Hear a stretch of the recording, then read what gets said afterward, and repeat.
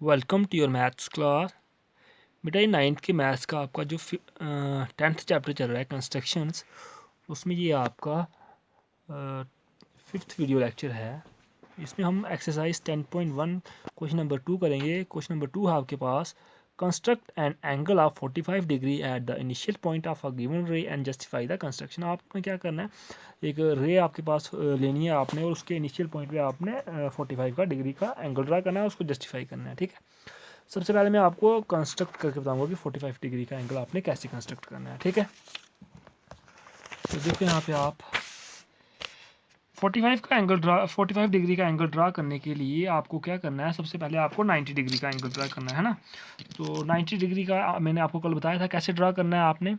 अब हम बताएंगे आपको कि आपने आगे क्या करना है। अब 90 डिग्री का बाइसेक्टर फाइंड करेंगे हम 45 डिग्री।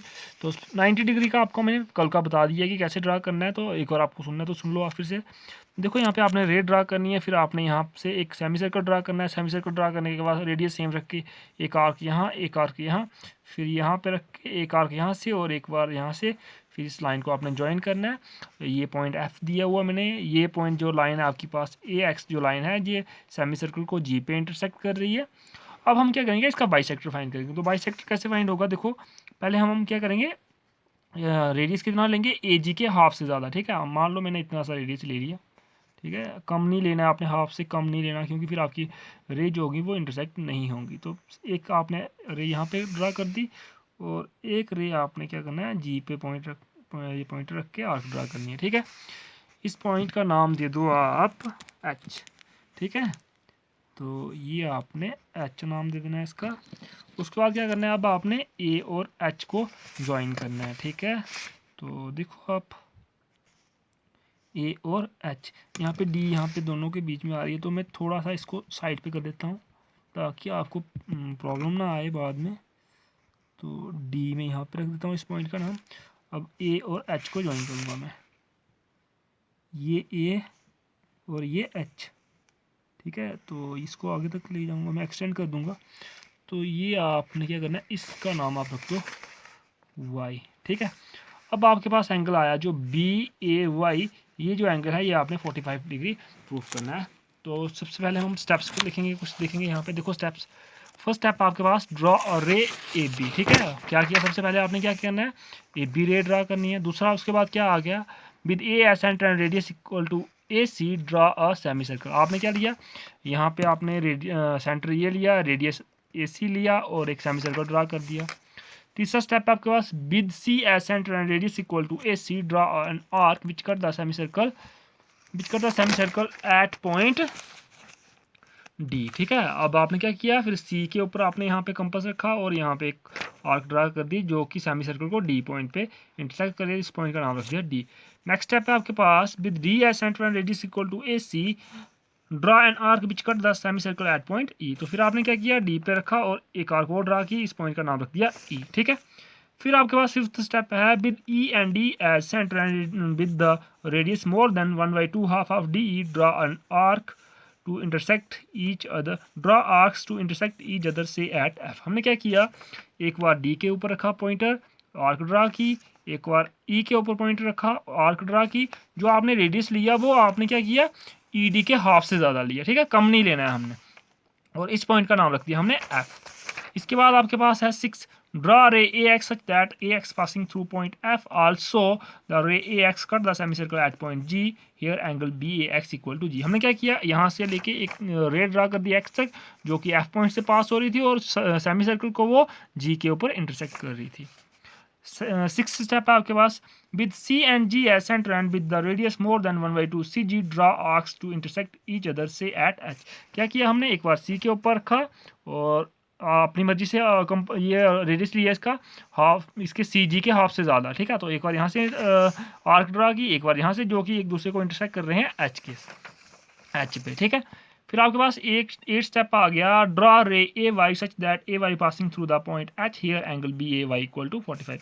आपने क्या किया, ये ए और एच, यहाँ पे आपने ए और वाई लाइन, ये ए और ए वाई रे आपने ड्रा की जो कि एच पॉइंट से पास कर रही है। ठीक है, तो आपके पास जो एंगल आया BAY ये कितना है 45 डिग्री। अब आपके पास जस्टिफिकेशन होगी, हमने क्या जस्टिफाई करना है, we need to prove that angle BAY equal to 45 degree. अब देखो मैं जस्टिफाई भी आपको साथ साथ में कराऊंगा। और सबसे पहले आपने क्या करना है, join AD AE ED and DC। तो देखो यहाँ पे क्या क्या ज्वाइन करना है आपने, AD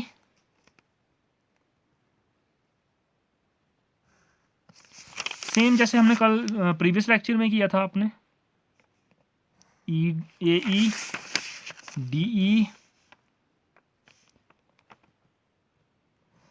DE और DC, ये कर लिया हमने ज्वाइन कर लिया। अब देखो यहाँ पे here AD equal to AC equal to DC radius of arcs by construction. देखो यहाँ पे ये आप हमें बताया था हमने आपको, ये भी आपके पास सेम रेडियस था जो आर्क ली थी आपने, ये भी और ये भी आपने आर्क। तो यहाँ पे क्या थे, जो आपने आर्क्स ली थी वो सेम रेडियस की थी। तो इस वजह से क्या हुआ, यहाँ पे ये वाली साइड जो आपकी है AC ये DC के इक्वल है और AD ये तीनों साइडें इक्वल आ गई। ठीक है, अगर ये तीनों साइडें इक्वल हैं तो आपके पास जो ट्रायंगल बन रही है ADC, जो ADC, तो ये आपके पास इक्वलेटेड ट्रायंगल होगी। और इक्वलेटेड ट्रायंगल होगी तो ये वाला एंगल कितना होगा 60, ये भी 60, तो ये भी 60। हमने क्या लिया, ये वाला लिया सिर्फ 60 डिग्री। तो हमारे पास एंगल आ गया CAD equal to 60 degree. Similarly also देखो यहाँ पे आप AD ED और AE ये भी इक्वल है, ये भी रेडियस से आर्क का रेडियस जो भी आपने तीन आर्क, यहाँ पे देखो ये भी सेम रेडियस लिया था, ये भी सेम लिया था, यहाँ से भी सेम है और यहाँ से भी सेम है, तो यहाँ पे भी ये भी इक्वल होंगे। अगर ये AE AD और ED इक्वल हैं तो ये आपके पास ट्रायंगल EAD जो होगी वो इक्वलेटेड ट्रायंगल होगी। अगर इक्वलेटेड ट्रायंगल है तो ये एंगल कितना हुआ 60। तो हमने लिख दिया यहाँ पे एंगल, प्रूफ कर दिया कि एंगल EAD इक्वल टू 60।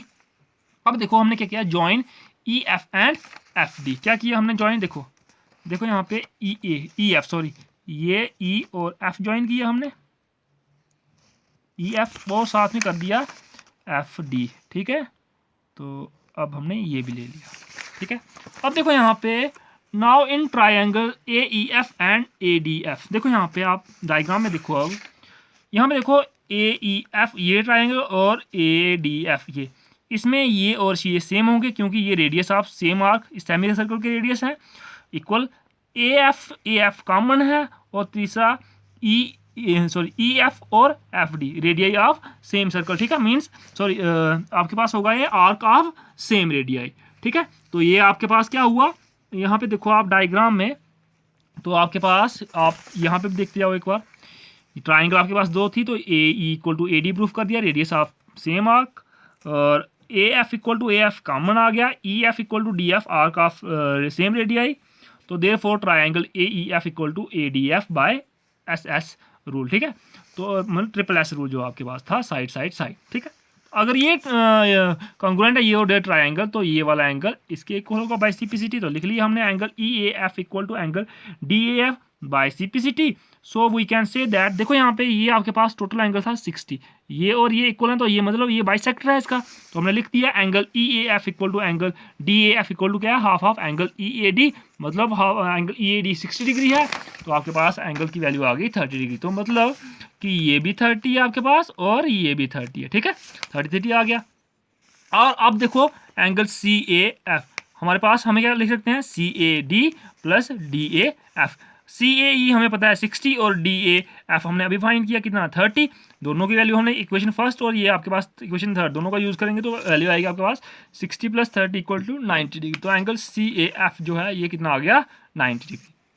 अब देखो लिखा है जॉइन GH एंड CH। तो हमने क्या करना है, अब GH को ज्वाइन करना है। कौन सा, ये G और ये H, इनको ज्वाइन करना है। GH को ज्वाइन कर लिया, अब हम CH को ज्वाइन करेंगे। ठीक है, ये C और ये H। सेम देखो यहाँ पे अब in triangle AGH and ACH। देखो यहाँ पे AGH कौन सा है, AGH और ACH, ये ट्रायंगल और ये ट्रायंगल। इसमें देखो ये वाला AC इक्वल टू AG आएगा, AG equal to AC radius of same arc. यहाँ पे देखो आपके पास सेमी सर्कल है, ये भी रेडियस है और ये भी रेडियस है, इक्वल आ गया। AH equal to AH, AH equal to AH में, इसमें भी AH है और इसमें भी AH है, तो ये दोनों ट्रायंगल में ये कॉमन है साइड, तो ये भी इक्वल होंगी। G H equal to C H, ये वाला G H equal to C H, क्यों? Arc of same radii. हमने क्या किया था जब ये आर्क ड्रा की थी, तो यहाँ पे भी हमने जितनी यहाँ से ओपन की थी यहाँ उतनी यहाँ से ओपन की थी, तो दोनों सेम है, तो लेंथ दोनों की सेम है, तो ये दोनों भी इक्वल होंगी। तो therefore triangle A G H equal to triangle A C H, sorry congruent to triangle A C H. तो इसका मतलब ये ट्राइंगल और ये ट्राइंगल दोनों कॉन्ग्रुएंट आ गए। अब ट्राइंगल कॉन्ग्रुएंट है तो ये वाला एंगल और ये वाला एंगल भी इक्वल होगा, है ना। तो therefore angle D A H equal to C A H by C P C T. अगर ये दोनों इक्वल है लेकिन हमने इसकी वैल्यू फाइंड की है कितनी है 90 डिग्री, तो हम लिख सकते हैं ये और ये इक्वल है, तो ये हाफ हाफ इसके होंगे। हमने लिख दिया therefore angle D A H equal to कितना हुआ, angle C A H equal to half of angle C A F, ठीक है। लेकिन सी ए एफ की वैल्यू कितनी निकाली थी हमने इक्वेशन थर्ड में 90 डिग्री, तो वही यूज करेंगे, हाफ ऑफ 90 इक्वल टू कितना 45 degree. Hence angle C A H कितना निकला हमारे पास 45 डिग्री। तो हम इसको लिख सकते हैं एंगल बी ए एक्स, क्योंकि यही साइड आपने एक्सटेंड की है, तो angle B A X equal to कितना आया 45 degree, sorry B A Y आपके पास कितना आया 45 degree. Hence proved. Thank you students.